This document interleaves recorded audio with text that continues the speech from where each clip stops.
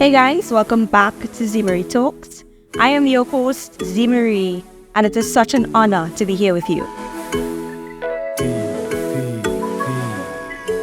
Guys, I'm so privileged to be able to have a conversation with you. And as we're transitioning our life from the one that we have to the one that we desire, I believe that these values and these principles and these mindset shifts that we're making in our life and the habits that we're starting to instill in our life this year are going to constantly be things that we have to keep and to work on and to be reminded of. I feel as though God has been showing me obstacles that I have faced in my own life that has prevented me from being able to let go of things as quickly or to be able to forgive as quickly or not apply these principles and these disciplines in my own life. And I wanted to share that with you under the topic of fool's gold.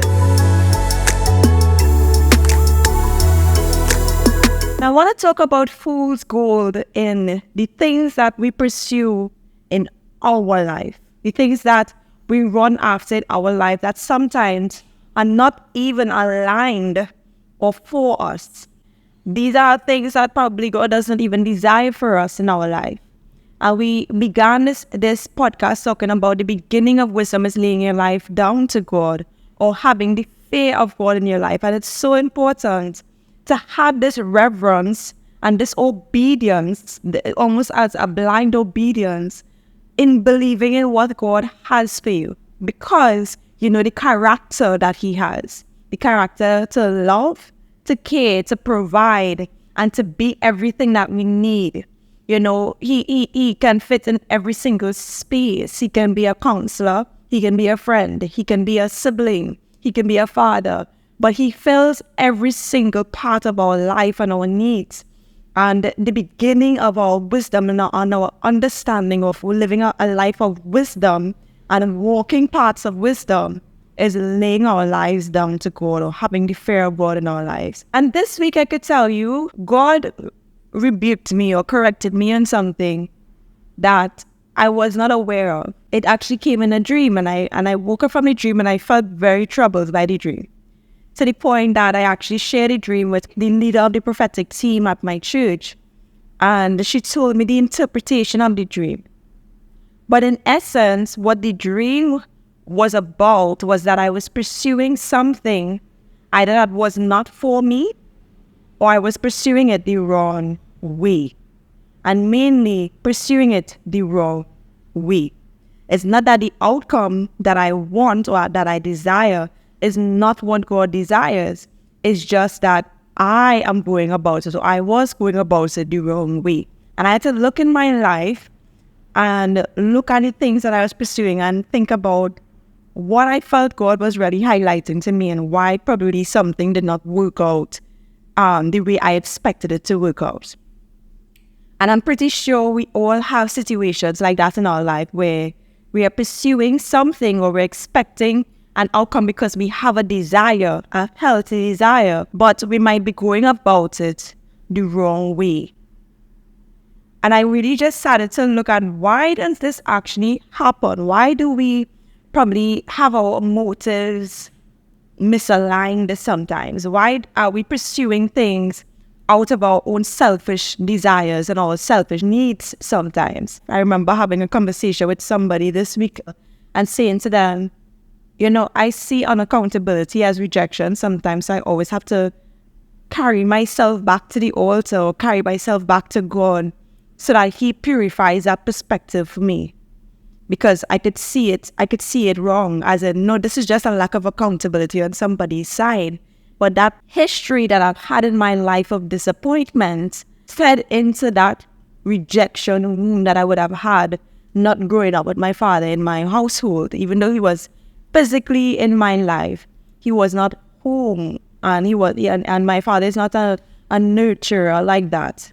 But he's a financial provider, you know. So there was a void, and there was a rejection wound in my life for a number of years.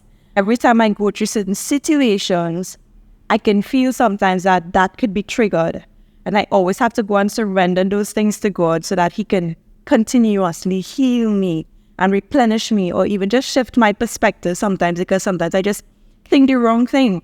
or I interpret it the wrong way.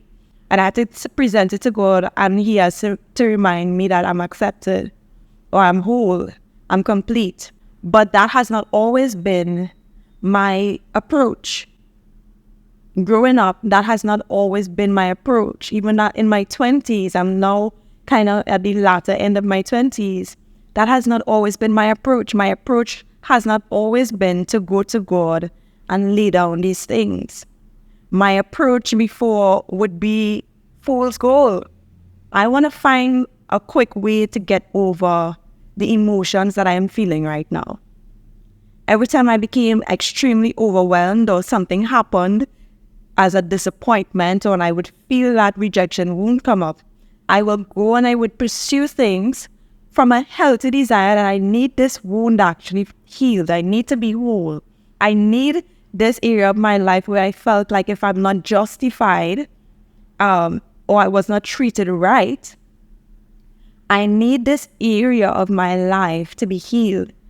And instead of going to God, I would go to sex, or I would go to pornography, and I would go to masturbation, and I would go to things that would actually doing anything, but it would provide an immediate pleasure and then probably make me feel worse after. That had been my life for a number of years. It was only when I started to give these things to God, or in those difficult moments, instead of running to those things and running to God and saying, I am overwhelmed. This is a serious disappointment. I'm hurt. I can't deal with this emotion. It's only when I started to sit in those things with God and allow Him to minister to me and minister to my heart is when I could say, I'm in a better place now. I'm in a better place now where I'm not running to immediate fixes or running to the fool's goal, that I can go to God and get the real treasure and get the real wholeness and healing that I need. So I want to just talk about what that looks like sometimes in our life, because sometimes we could say, that's not me, definitely not me. But we have our own vices, or we have our own things that we struggle with. And I want to just show us what it might look like in our life that we might be going or running to devices to fix the little thing that we're not surrendering to God. There are times where we may experience disappointment that may cause us to draw back. This symptom of, I'm not doing this. I'm just going to chill by myself. I tell you, I've done that for so many years. I used to stay by myself so much that it was unhealthy. And that is why I turned to all of these other things to bring me pleasure, because I actually was not dealing with the issue. I was just isolating myself from it because I was trying to avoid it. And this is not healthy. This is a fool's goal. The other thing that we try to do is that we try to control others. We try to control everything that people do. And trust me, I am very particular. I like things done a particular way. I like excellence, those different things. But that used to come off before as in, I'm trying to dictate how somebody shows up, how somebody expresses themselves. You're too loud. You're too this, because it would scare me. So instead of addressing that in me as in, why is this intimidating to you? You know, I used to see it as, oh, something's wrong with that person. I need to fix that person, which is still control. It's manipulative. And as we're on manipulation, we also try to manipulate. I have been very sarcastic in my life. And I did not even know that sarcasm, the way I was using sarcasm and satire in my language and the way I was communicating, was actually hurtful to people. It took me a long time to realize that I was offending people by the things that I was saying. And I thought I was making a joke. The things that I was saying was actually mean. And I had to learn why are you doing that? There are things that we can do wanting to find or wanting to fill a space that are fool's goals. We live in a world that is designed to exploit, to get what we want. And it's not that your need is a bad need. It's just the way that you're going about it is the wrong way. And the only reason why we're doing it too is because we're scared. We're deathly afraid of everything because of some hurt or some pain or some trauma that we have experienced that just has not been dealt with. The desire isn't wrong, but how you go about exacting the outcome of that desire might be wrong. Here's another thing that we do, especially as we want to transition our lives from the one that we have to the one that we desire. Sometimes what we do is that we justify why we need to stay in a particular place. So we rehearse the pain. We rehearse the pain. And you hear this in how somebody speaks most times as I can't do that because. And there's always a million reasons why they can't do something. We are not controlled by anything external from us. No, we are controlled by ourselves, our own thoughts and our own internal system. Nobody else dictates that for us. We do. Sometimes when we don't want to grow or we don't want to change or we're afraid of change and we're afraid of growth, we feel safer being around people who might be in agreement with the same struggle or in agreement with the same pain. I'm not going to hang around people who are healthy and whole and don't focus on those things, who are more progressive. And these are just things that show up in our life. And this is just behavioral things that show up in our life. Sometimes we are constantly trying to prove ourselves or to impress others because we don't want to seem insignificant or that we don't have value. So sometimes the only reason why we are doing certain things, as I say, we have healthy desires, but sometimes the only reason why we're going after the healthy desire is because we want to prove to somebody else that we're worth something. And you are worthy whether somebody else recognizes it or not. You're already accepted. You are already loved. You don't have to fight for that. But sometimes we think that we have to prove ourselves as in position ourselves in society to be a success or to have achievement in some way. And that might show up in relationships or finances or whatever way it shows up for you in exercise and having a particular physique. There are things that we pursue just because we want to prove to people that we are valuable. Healthy desire, fool's gold. We're going about it the wrong way. Here's the final thing that we do, and I feel as though I have been so guilty of this one, is that we don't allow people to see the full us.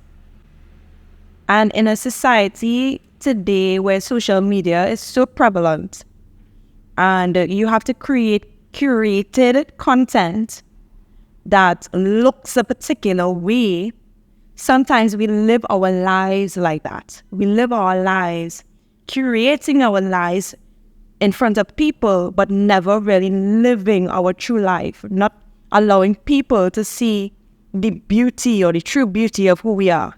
Funny, explosive. Sometimes we don't even know the true beauty of who we are. We don't even know that we're so creative. We don't even know that we're so amazing. Because we have been pulling ourselves back away from people so much that we have hidden ourselves from ourselves. But as I said, we want to transition our life from the one that we have to the one that we desire. And we have to be able to unlock and pull down all of these mindsets and all of these limitations that we set for ourselves so that we can actually move forward. And it may not be your fault, but now it's your responsibility to grow up and not think as a child or operate as a child anymore, but to put on the mind of Christ and to ask God to heal you in ways that you don't have to go back and rehearse old seasons or operate from old patterns. But now you're more willing to take risks with yourself. You're no longer pointing fingers at anybody else, but you see it as, I have a responsibility to move my life forward. You know, in the Bible, When we look at Jacob and Esau and the first birthright blessing that Jacob would have stolen from Esau, that came from a rejection wound.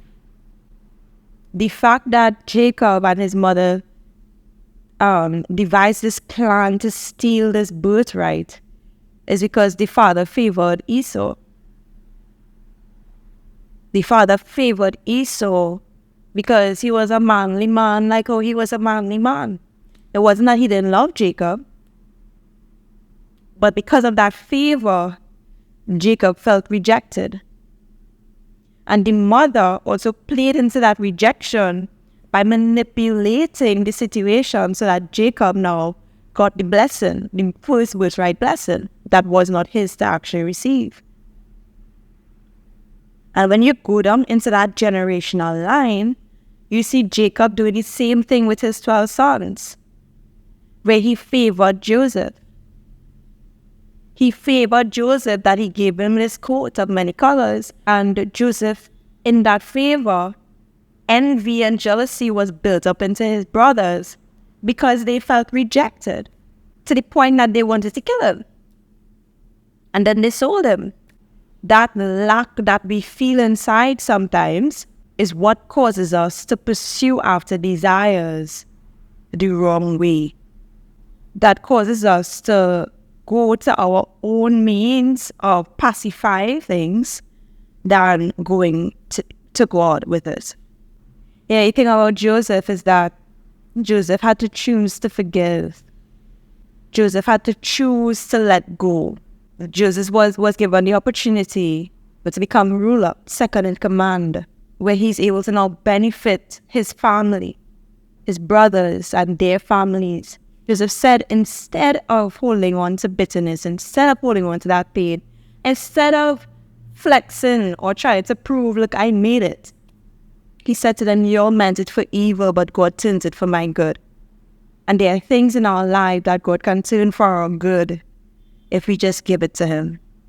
If we allow him to heal us, get deep within us and heal us. I no longer run to those things that I used to run to before. I don't feel the need to. I have found someone who is much better for me. And I don't have to rob myself of my identity when I surrender to him. Matter of fact, I find my identity when I surrender to him. I find freedom, I find joy, I find peace, I find creativity, I find gentleness, I find self-control, I find temperance, I find long-suffering, I find discipline, I find my purpose, I find love, I find forgiveness, I find wholeness. I find myself in him when I surrender to him. The reason why people are allowed now to see the many facets of my life, the giftings that God has given me to manage and to steward, whether it be in singing, whether it be in dance, whether it be in events, whether it be in just creativity and being able to create things with my hands or sewing or whatever it might be, whether it be in clothing or fashion, whether it be in my mind, just my mind and mentoring or just giving insight and perspective. Now I am unafraid to let people see me. When I'm being goofy, I don't need to be the center of attention when I'm just sitting quietly in a space, which is majority of the time. Whether I am just enjoying everybody in the environment, I don't feel the need to be anything or to hide myself in any space. I am myself in every space. Let's examine ourselves. I'm not speaking from a place where I know all. This is an ongoing journey for me. This is a daily choosing for me. And I know it's going to be a daily choosing for you as well. Because I know that we want lives that are going to grow, that are going to glow, and that are going to be brilliant. I want us to be brilliant, bright, extravagant, hard to miss. Overflowing and abundance. So as we transition our lives from the one that we have to the one that we desire, I just pray that we become bold and unapologetic as we surrender to become free in God. I love you all. I can't wait to see you all next week. I just pray that this was a blessing to you.